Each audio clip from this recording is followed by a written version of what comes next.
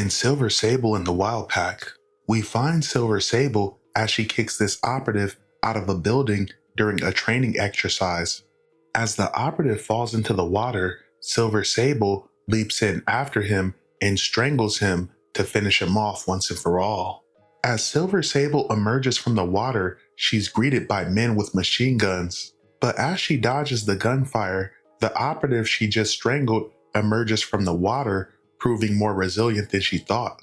Silver Sable kicks him in the face and then punches him in the jaw before getting rushed by more operatives. Silver Sable leaps over one of them while kicking the other, but as she tries to pull out her gun, she gets tackled by that same operative, proving to be a pain in her ass. Silver Sable kicks him in the nuts and then moves towards the flag. But as the Sandman tries to grab her, Sable leaps clean over him, grabbing the flag, emerging victorious. As Lorna and Morty apologize for the pathetic performance of those operatives, Silver Sable says she wants to keep the one with the ponytail as he withstood all her attacks and he kept on coming. Apparently that dude's name is Pal, and Pal has just made the team. But back in Simcaria at Silver Sable HQ, as Silver Sable is naked getting a massage, one of her agents is going over the list of available jobs. Now her operative tells her that Hydra terrorists have seized a dormitory that just so happens to contain the students of several political figures. And one of those students just happens to be Anna, Sable's niece.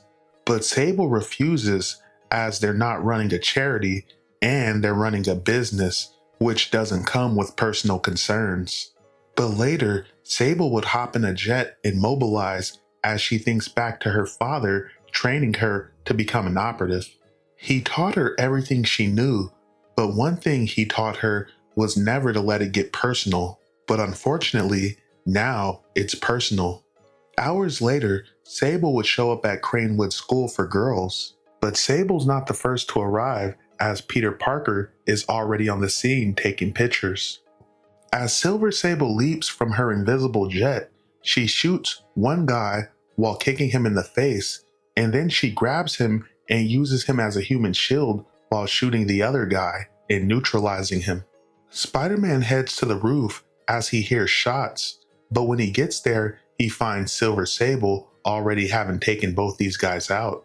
As Spider-Man webs these guys up, Sable instructs him to stay here and not to get in her way.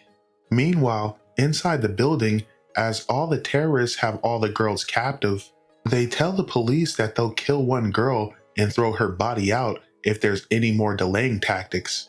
Meanwhile, as one of these goons is talking to his boss on the radio, Spider-Man grabs his gun and then incapacitates the guy. Now Silver Sable tells Spider-Man what the fuck, because now that the dude's not responding, they've lost the element of surprise. But elsewhere, somewhere over the Atlantic Ocean, Sandman, Pal, and the rest of the Wild Pack mobilize as they get ready to go help Silver Sable. But back at the school, the boss tells the girls that they may not be getting out of here alive after all. Anna tells the terrorists they're no better than Hitler, but the lieutenant tells her they're far superior to the Nazis. But elsewhere in the hallway, as one of the goons opens the door, Silver Sable grabs his arm and disarms him. But as Sable gets kicked in the chest, she hits this dude in the neck and incapacitates him, while she kicks the gun out of another goon's hand and takes him out as well. Now as Spider-Man scales the building from the outside, the Wild Pack has arrived. Spider-Man's like, oh shit, as Sable's not gonna like this. But the Wild Pack detach and bust into the building, guns blazing. As Sable guns down all in her path, Pal rams one of the goons into the wall, asking Sable if she missed him. But elsewhere in another room, as the lieutenant puts a gun to Anna's head, the Sandman makes his way through the vents. Now Spider-Man and Sable bust through the door as Sable tells the lieutenant, aka Dimitri, to stop.